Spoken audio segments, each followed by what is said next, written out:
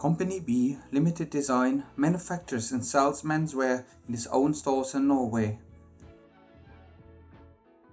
The company was founded in 1974 and started with one store, which developed to a chain of stores very soon. By 1998, the chain had 10 stores, mainly in Norway. And in 2010, there were 40 stores. Still growing.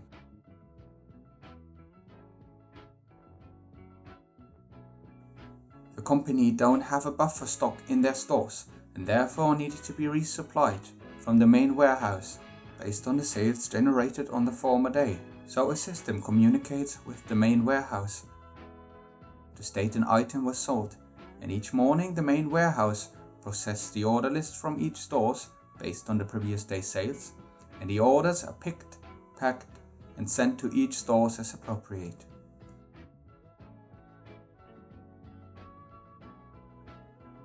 Due to the fast growth of the chain, the company had decided in 2010 to outsource the warehouse from the main office. The company therefore started a search for a third-party supply for stability. The first move were finished 2 years later in 2012.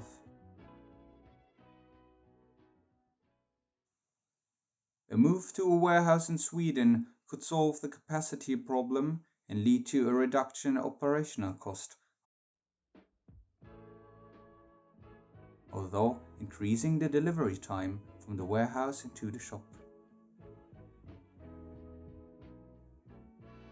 Due to frequent custom inspection by the country and changes in trade law of the European Union, the warehouse in Sweden experienced some delays in spring 2013. Therefore, Company B started to look for a new supplier, preferably in Norway. Unfortunately, the office can't find a suitable alternative and hired an external consultant called P. Till spring 2014, the consultant analyzed the value chain and performance and prepared the company for a second move and further growth. At this day, no working group or management team has been formalized for the second move, so P is working on his own. The dialogue with any other stakeholder is poor. Therefore, 2 employees from Company B are attached to the project, but they don't have previous experience about the warehouse moves, and they are only allowed to communicate through P.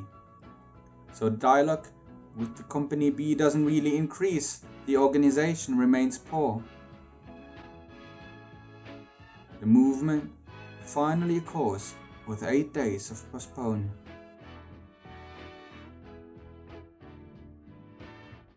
Let's analyze the project results in 2014. First, the project itself allowed a significant lead time reduction. The new warehouse has enough space to increase the company's capacity.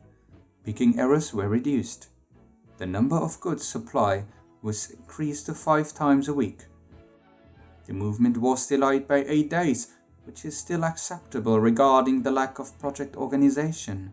So the project fulfilled its goal and was a success. Then let's analyze the project management. There was no continuous communication among the stakeholders. No effective project plan was set.